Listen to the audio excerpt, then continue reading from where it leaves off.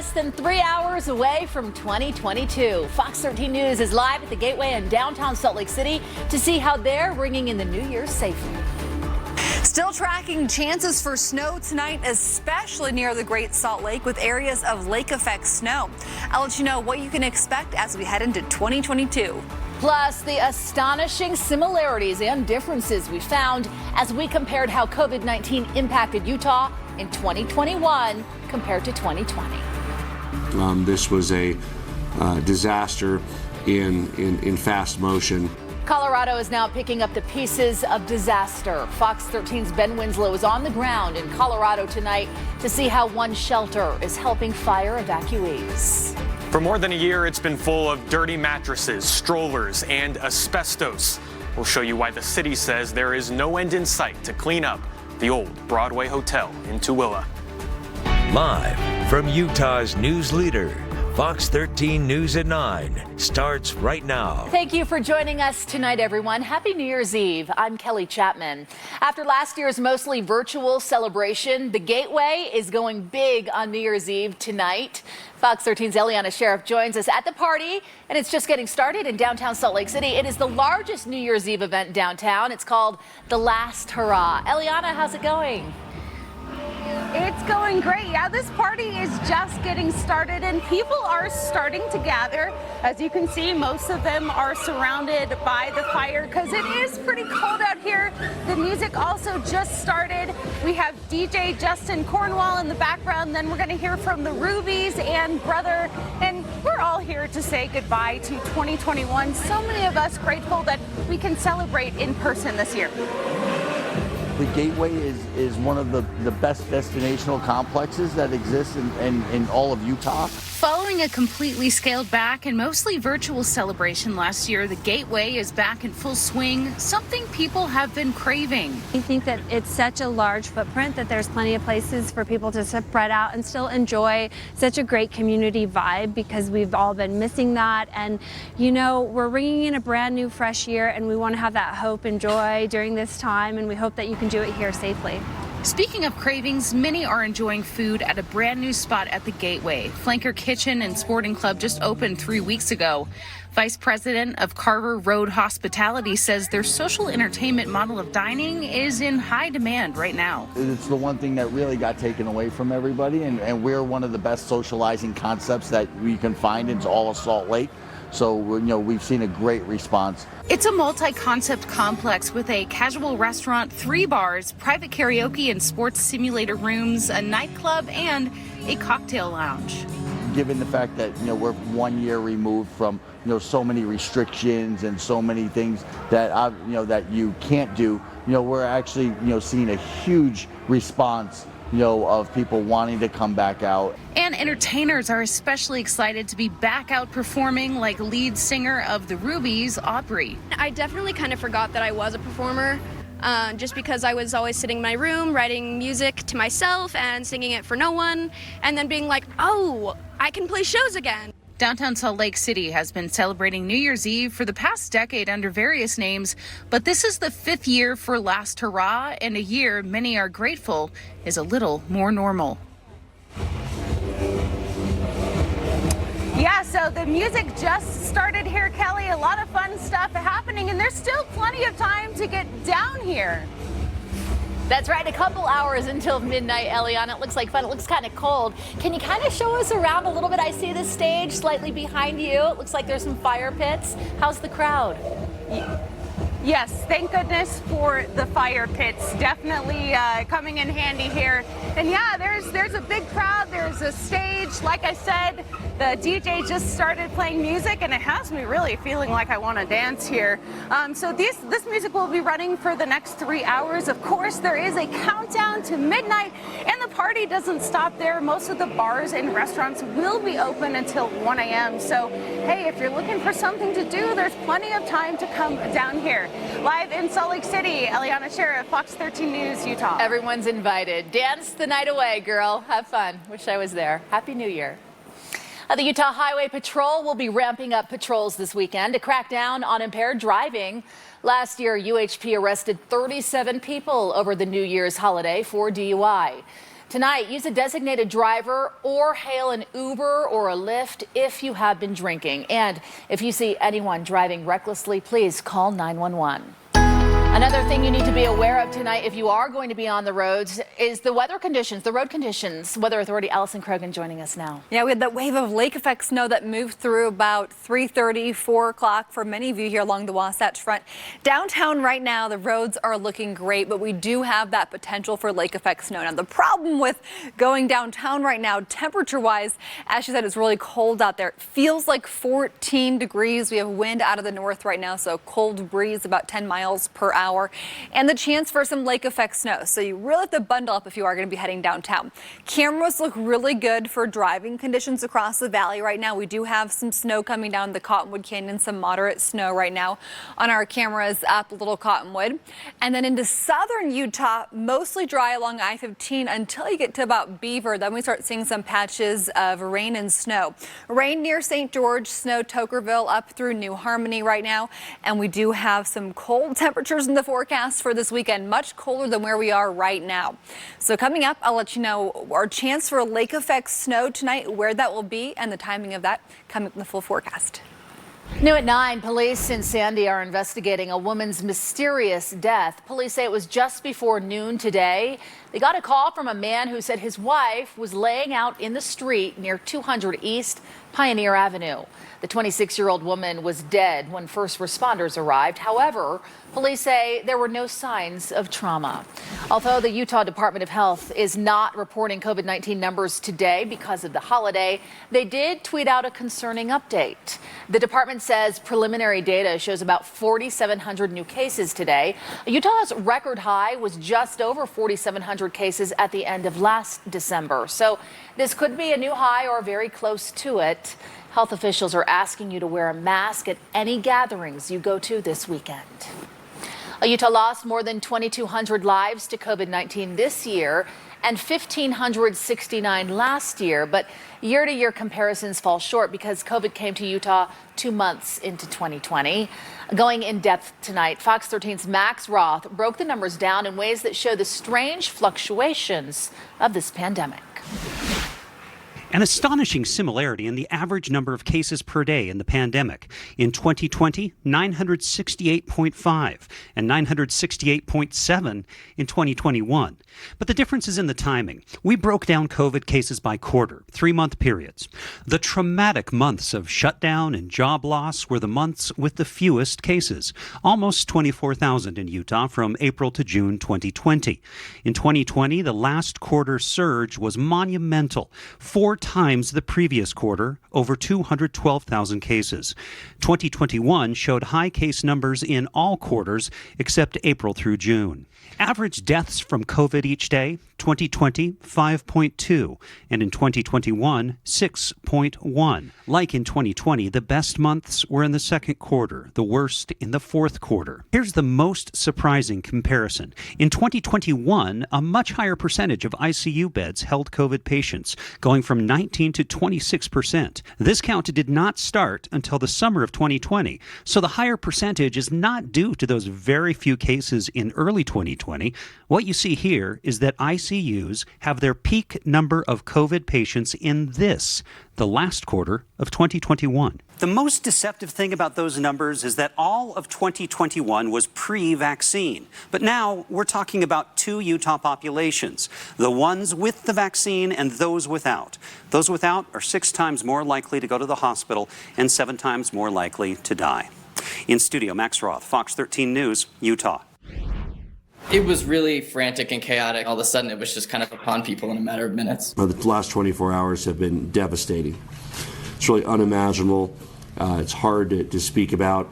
National news here. More than 500 homes turned to ash and rubble as hurricane-force winds drove wildfires through communities just outside of Denver, Colorado. Many people now are turning to shelters tonight to get supplies or just a place to get out of the snow and cold. Fox 13's Ben Winslow is in Lafayette, Colorado, at one of those shelters. Hi, I just want to step out of the way and show you, Kelly, what we've been looking at here.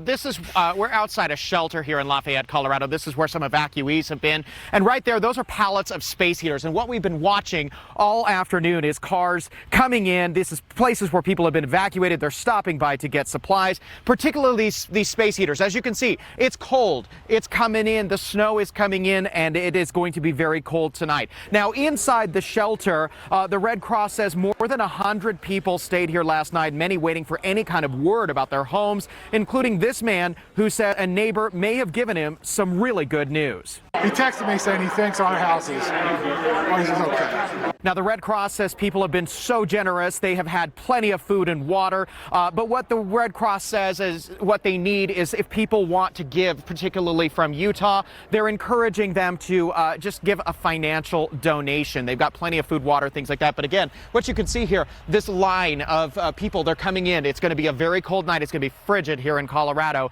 And these space heaters are going to go a long way to helping out. Back to you in Salt Lake City.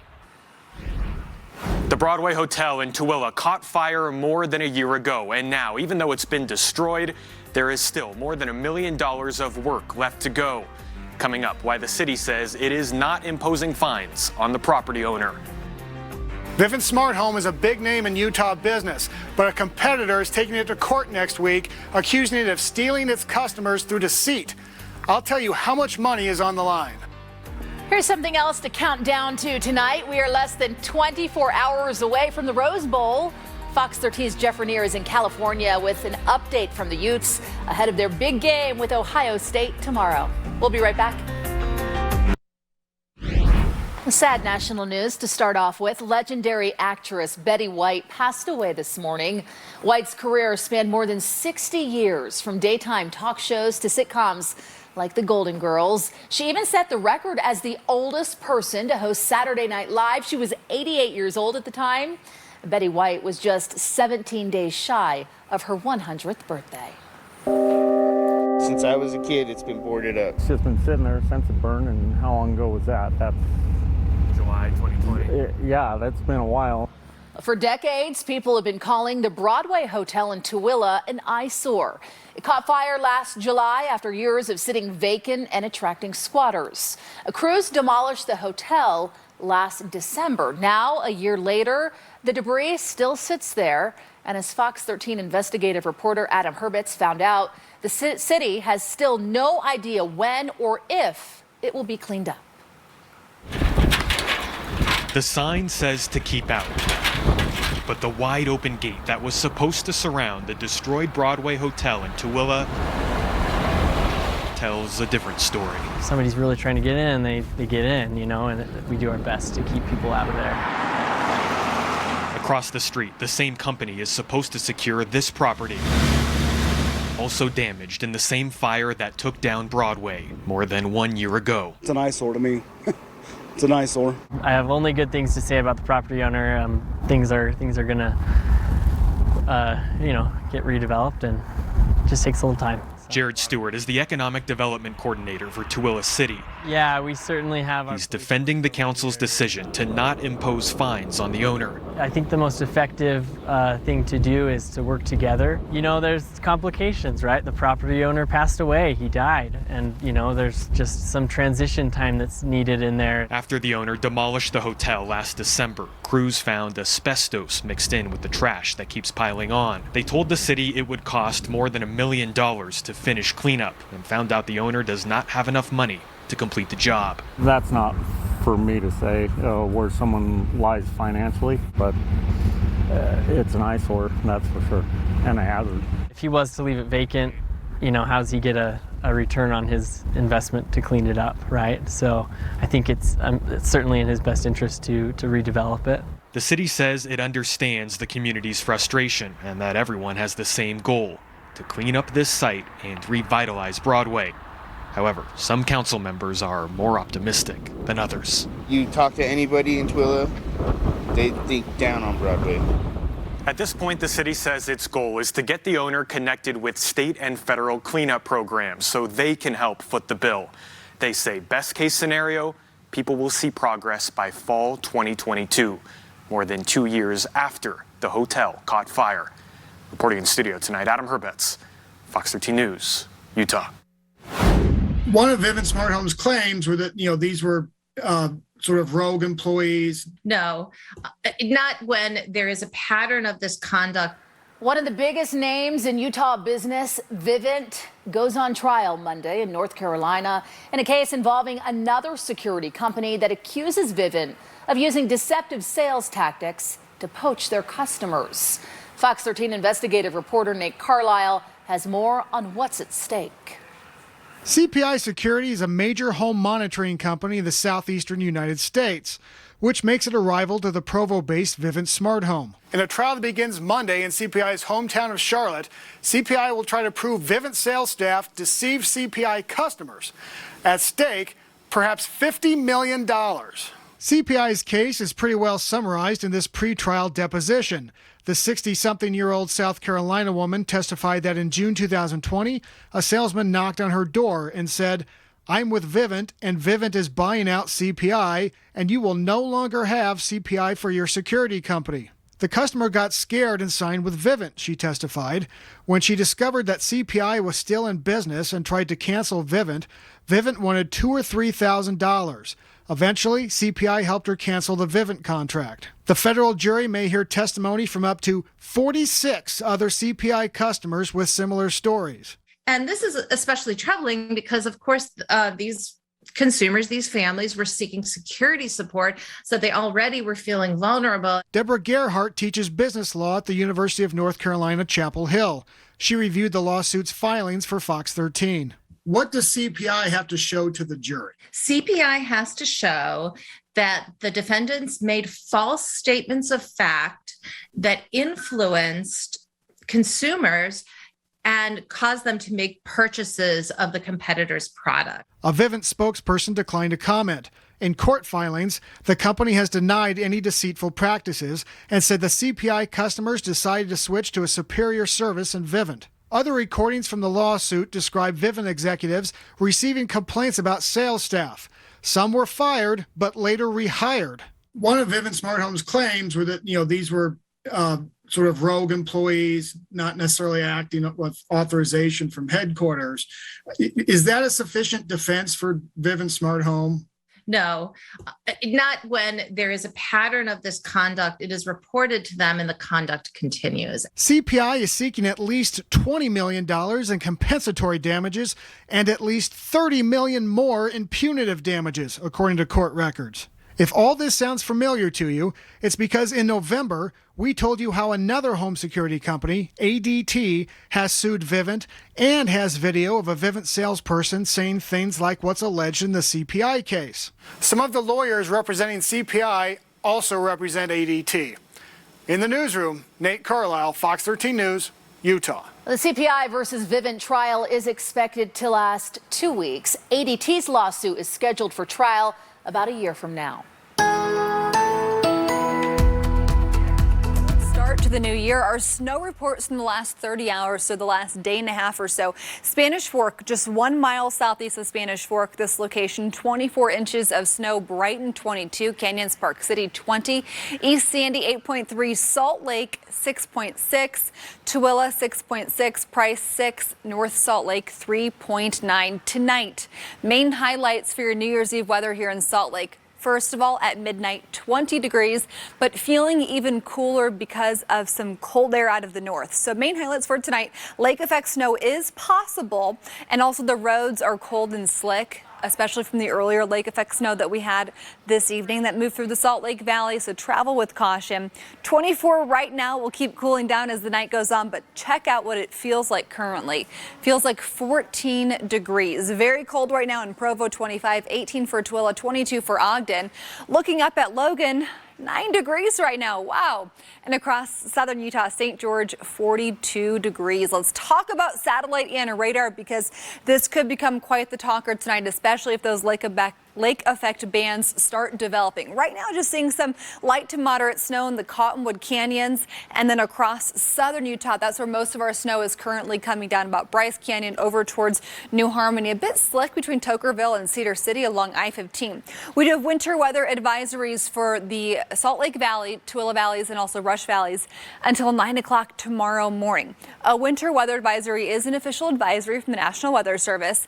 It means we have the potential for dangerous winter driving conditions is expected or occurring, and then the travel difficulties are expected. Just be aware, know that it's going to be very cold tonight, and we have that chance for some lake effect snow here along the Wasatch Front. 7 a.m. close to 10 to 15 degrees by tomorrow afternoon. Tapping out at about 20 to 25 degrees. More chances for precipitation middle of next week. So we're tracking more potentials for rain and snow in the region. St. George 38 tomorrow, 21 degrees on Saturday night. Back into the 50s by next Wednesday. Here in Salt Lake City, 23 degrees for a high tomorrow. Close to single digits tomorrow night for many of us. 31 degrees for a high on Sunday. More chances for storms Tuesday through Thursday next week. We'll get into some more of those details coming up later in the hour. I'm Andrea Urban, and happy New Year's Eve. The Rose Bowl between the Ohio State Buckeyes and our very own Utah Utes is tomorrow. Jeff Rainier joins us from Pasadena. While the Utah Jazz are on a 5-game win streak and play back-to-back games, can they ring in the new year with a win? Highlights coming up in sports.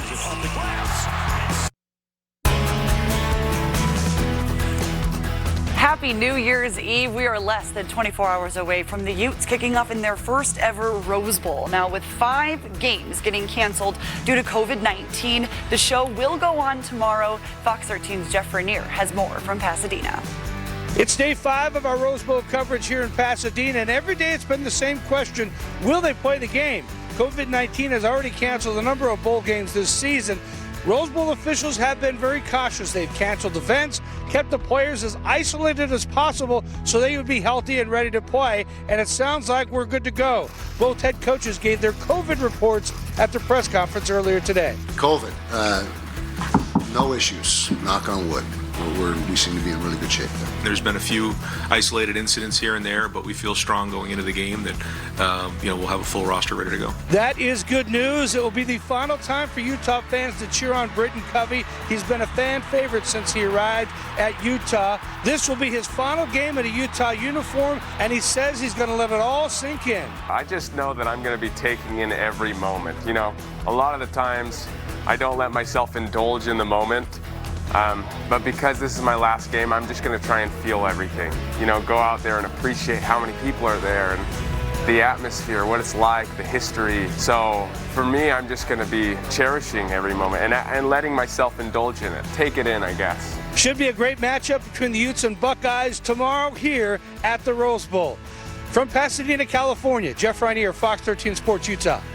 Yeah, thanks, Jeff. Looking forward to starting the new year with a Utah win. Now, speaking of Utah wins, the Jazz have back-to-back games on New Year's Eve and New Year's Day, starting against the Timberwolves tonight. Now, the Jazz are on a 5-game win streak going into tonight's matchup. Early on, Bogey with 2 defenders on him. He feeds it to Donovan Mitchell, who does the rest, the step back, and drains the 3, making it look easy.